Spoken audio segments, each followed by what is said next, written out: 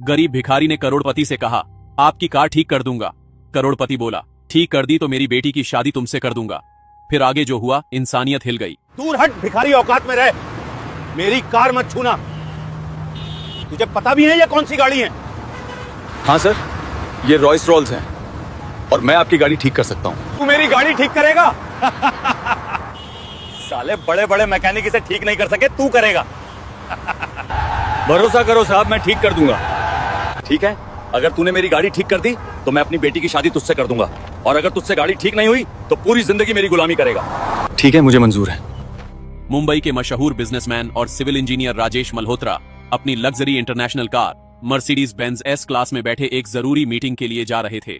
यह मीटिंग 50 करोड़ रुपए की डील की थी और देर हो जाने पर पूरा सौदा खत्म हो सकता था। साथ में उनके 2 बॉडीगार्ड भी थे। सब कुछ ठीक चल रहा था, लेकिन अचानक हाईवे के बीच में थक थक थक गाड़ी की आवाज बदल गई। फिर धुआं उठने लगा। राजेश ने घबराकर कहा, क्या हुआ? गाड़ी रोको। ड्राइवर ने गाड़ी साइड में रोकी। राजेश बाहर उतरे, बोनट खोला, अंदर से धुआं निकल रहा था। राजेश खुद मैकेनिकल नॉलेज रखते थे। उन्होंने सिविल इंजीनियरिंग की थी और गाड़ियों की अच्छी समझ थी। उन्होंने इंजन चेक किया, वायरिंग देखी, लेकिन कुछ समझ नहीं। तो ये क्या हो गया? मुझे तो कुछ समझ नहीं आ रहा। कोई ठीक नहीं कर पाया। राजेश ने बॉडीगार्ड को कहा, तुरंत किसी मैकेनिक को बुलाओ, जल्दी। बॉडीगार्ड ने पास के गैरेज में फोन किया। पहला मैकेनिक आया, गाड़ी देखी और हाथ खड़े कर दिए। ये तो इंटरनेशनल कार है, इसके पार्ट्स यहाँ नहीं मिलते, हम ठीक नहीं कर सकते। दूसरा मैकेनिक आया, साहब इसे कंपनी सर्विस सेंटर में ले जाना होगा, वो भी शहर से 40 किलोमीटर दूर है। साहब इसमें कोई इलेक्ट्रॉनिक फॉल्ट है, हमारे पास टूल्स नहीं है। राजेश का माथा ठनका। वक्त निकला जा रहा था, मीटिंग का समय करीब आ रहा था। उन्होंने गुस्से में कहा, कोई तो है जो इस गाड़ी को ठीक कर सके, लेकिन कोई तैयार नहीं था। सबकी हंसी तभी सड़क के किनारे से एक गरीब मैला कुचैला आदमी आया। फटे कपड़े, तेल से सने हाथ, चेहरे पर झुर्रियां। लोग उसे भिखारी समझते थे क्योंकि वो अक्सर सड़क पर ही रहता था। नाम था रमेश। रमेश ने धीरे से कहा, साहब मैं यह गाड़ी ठीक कर सकता हूँ। यह सुनते ही राजेश और उनके बॉडीगार्ड जोर जोर से हंसने लगे। आसपास खड़े लोग भी हंसने लगे। एक बॉडीगार्ड ने व्यंग्य से कहा, अरे भाई, बड़े बड़े मैकेनिक हार मान गए और तू कहां से आ गया? तू भिखारी है, गाड़ी क्या ठीक करेगा? दूसरे बॉडीगार्ड ने जोड़ा, साहब इसे छूने भी मत दो, कहीं इसने गाड़ी छू ली और खराब हो गई तो पूरा नुकसान हो जाएगा। राजेश ने भी घमंड से कहा, देखो भाई, ये मर्सिडीज है, कोई साइकिल नहीं। इसे ठीक करने के लिए एक्सपर्ट्स चाहिए, तुम जाओ यहाँ से। लेकिन रमेश ने हार नहीं मानी। उसने फिर कहा, मैं जानता हूँ ये इंटरनेशनल गाड़ी है, लेकिन मुझे इसे ठीक करना आता है, बस एक मौका दीजिए। राजेश को अब गुस्सा आ गया, लेकिन वक्त निकला जा रहा था और कोई और विकल्प नहीं था। राजेश ने ओवर कॉन्फिडेंस में तंज कसते हुए कहा, ठीक है, अगर तुमने ये गाड़ी ठीक कर दी तो मैं अपनी जवान बेटी की शादी तुमसे कर दूंगा। ये सुनकर सब फिर से जोर जोर से हंसने लगे। भीड़ में से किसी ने मजाक में कहा, वाह साहब, अब तो मजा आएगा, अमीर की बेटी और गरीब भिखारी की शादी। राजेश को यकीन था कि रमेश गाड़ी ठीक नहीं कर पाएगा, इसीलिए उन्होंने यह बात बेझिझक कह दी। रमेश ने शांति से कहा, ठीक है साहब, मैं गाड़ी ठीक कर देता हूँ।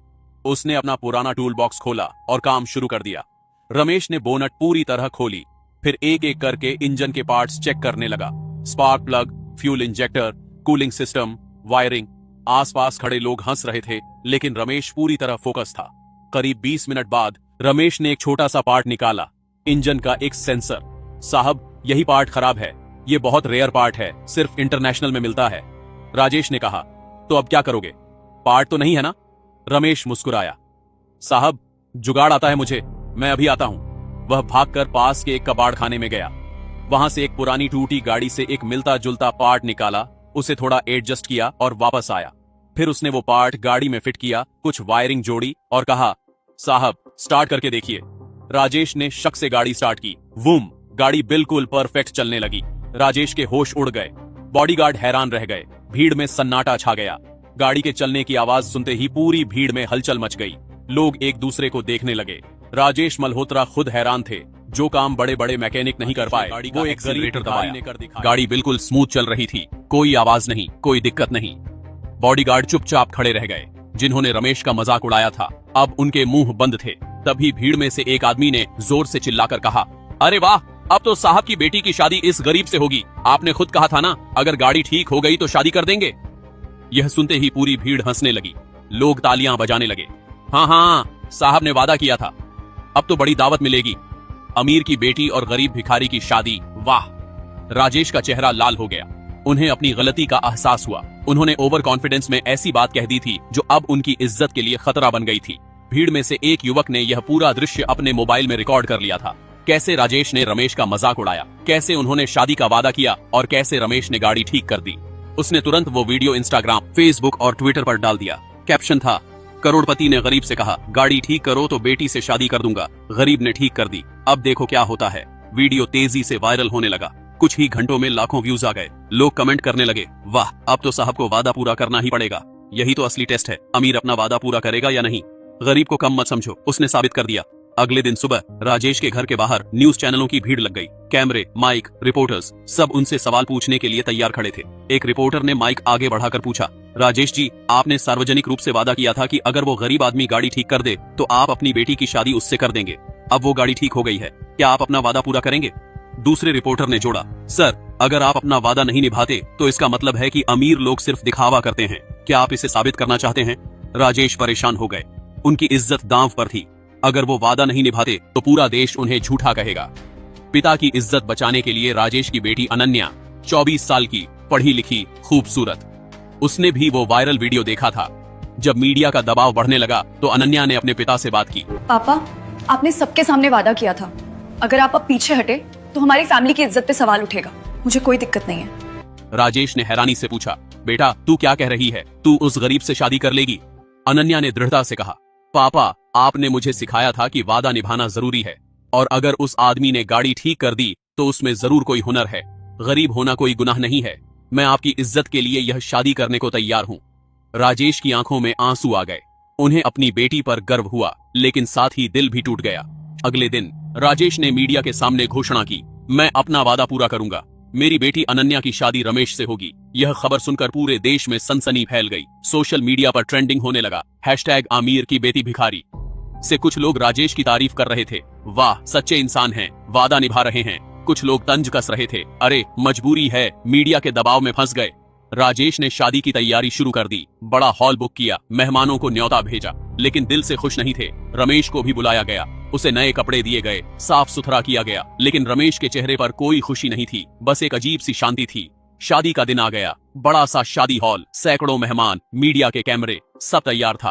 अनन्या दुल्हन के कपड़ों में तैयार बैठी थी। उसके चेहरे पर हल्की मुस्कान थी, लेकिन आंखों में उदासी भी। रमेश दूल्हे के कपड़े पहन कर आया।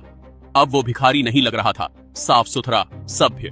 राजेश मंडप में बैठे थे, बेचैन। मेहमान फुसफुसा रहे थे, देखो कैसी अजीब शादी है, अमीर की बेटी और गरीब भिखारी। राजेश साहब को मजबूरी में करनी पड़ रही है। पंडित जी मंत्र पढ़ने लगे। शादी के रस्म शुरू होने वाले थे, लेकिन तभी रमेश खड़ा हो गया। उसने राजेश की तरफ देखा, फिर अनन्या की तरफ, और फिर धीरे से कहा, रुकिए। पूरा हॉल खामोश हो गया। सब हैरानी से रमेश को देखने लगे। रमेश ने कहा, मैं यह शादी नहीं करूंगा। राजेश चौंक गए। मेहमान सन्नाटे में आ गए। मीडिया के कैमरे रमेश पर फोकस हो गए। रमेश के मैं यह शादी नहीं करूंगा कहते ही पूरे हॉल में सन्नाटा छा गया। मेहमान एक दूसरे को देखने लगे। राजेश की आंखें फटी रह गईं। अनन्या भी हैरान थी। एक मेहमान ने फुसफुसाते हुए कहा, अरे ये क्या हो रहा है, अब ये क्यों मना कर रहा है? रमेश ने धीरे धीरे मंडप से उतरकर राजेश के सामने खड़े होकर कहा, राजेश साहब, मैं आपकी बेटी से शादी इसलिए नहीं कर रहा क्योंकि यह शादी सच्चे प्यार से नहीं बल्कि मजबूरी से हो रही है। राजेश ने सकपकाते हुए कहा, लेकिन मैंने वादा किया था, मैं अपना वादा पूरा कर रहा हूं।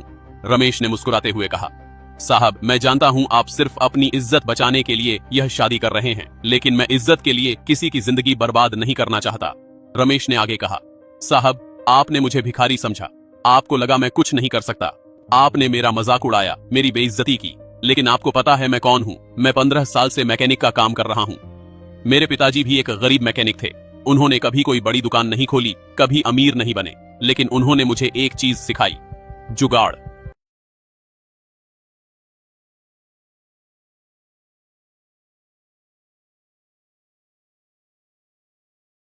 जब कोई पार्ट नहीं मिलता तो जुगाड़ करके काम निकालना।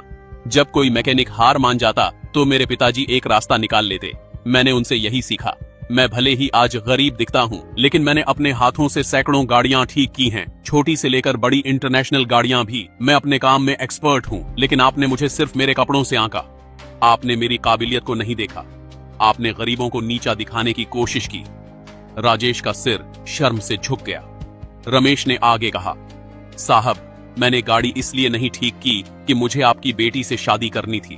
मैंने इसलिए ठीक की ताकि आपको एहसास हो कि गरीब होना कमजोरी नहीं है। आपने अपनी बेटी से शादी का वादा तंज में किया था क्योंकि आपको लगा मैं कभी गाड़ी ठीक नहीं कर पाऊंगा। लेकिन जब मैंने ठीक कर दी तो आपको अपनी गलती का एहसास हुआ। मैं चाहता था कि आप समझें, गरीब भी इंसान हैं, उनमें भी हुनर है, उन्हें भी सम्मान मिलना चाहिए। और मैं यह भी दिखाना चाहता था कि असली इज्जत वादा निभाने में नहीं बल्कि सच्चाई और इंसानियत में है। पूरे हॉल में सन्नाटा था। कुछ लोगों की आंखों में आंसू आ गए। राजेश की आंखों से आंसू बहने लगे। वह धीरे धीरे रमेश के पैरों की तरफ झुके और रमेश के पैरों पर गिर गए। मुझे माफ कर दो, मैंने तुम्हारे साथ बहुत बुरा किया। मैंने तुम्हें सिर्फ तुम्हारे कपड़ों से आंका, तुम्हारी गरीबी से आंका। मैंने तुम्हारी काबिलियत को नहीं देखा। मैं खुद एक इंजीनियर हूं, फिर भी मैं गाड़ी ठीक नहीं कर पाया। लेकिन तुमने अपने हुनर से, अपने जुगाड़ से वो काम कर दिखाया जो मैं नहीं कर पाया। मैं अपने घमंड में इतना अंधा हो गया था कि मैं गरीबों को इंसान ही नहीं समझता था। आज तुमने मुझे बहुत बड़ा सबक सिखाया।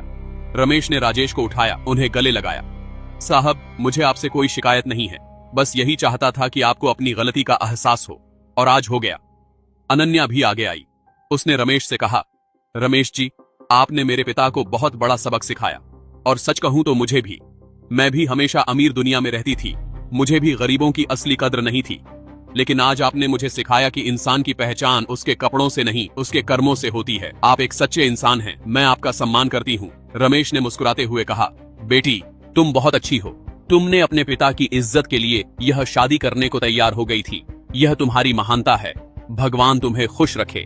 राजेश ने पूरे हॉल के सामने घोषणा की, आज से मैं वादा करता हूँ, मैं कभी किसी गरीब को उसके कपड़ों या हालात से नहीं आंकूंगा। मैं अपनी कंपनी में गरीब और हुनरमंद लोगों को नौकरी दूंगा। मैं उनकी काबिलियत को पहचानूंगा, उन्हें सम्मान दूंगा। और रमेश, मैं तुम्हारे लिए एक अच्छा गैरेज खोलवाऊंगा जहां तुम अपने हुनर से लोगों की मदद कर सको।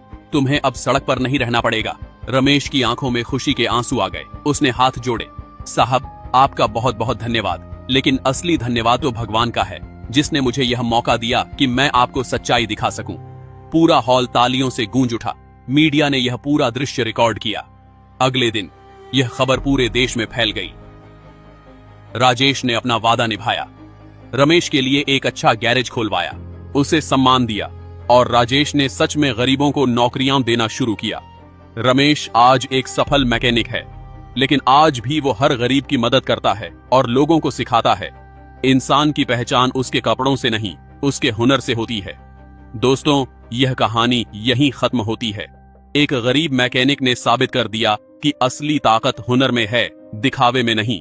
अगर इस कहानी ने आपको प्रेरित किया हो, अगर आपको लगता है कि किसी को भी उसके कपड़ों से नहीं आंकना चाहिए, अगर रमेश की सच्चाई और इंसानियत ने आपके दिल को छुआ, तो इस वीडियो को एक लाइक जरूर करें और कमेंट में लिखें, हुनर ही असली पहचान है। इस कहानी को अपने दोस्तों और परिवार के साथ शेयर करें ताकि यह संदेश दूर तक पहुंचे कि गरीब होना कमजोरी नहीं है। और हाँ, ऐसी ही दिल को छू लेने वाली, प्रेरणादायक और इंसानियत सिखाने वाली कहानियों के लिए हमारे चैनल को सब्सक्राइब और फॉलो करना बिल्कुल मत भूलना।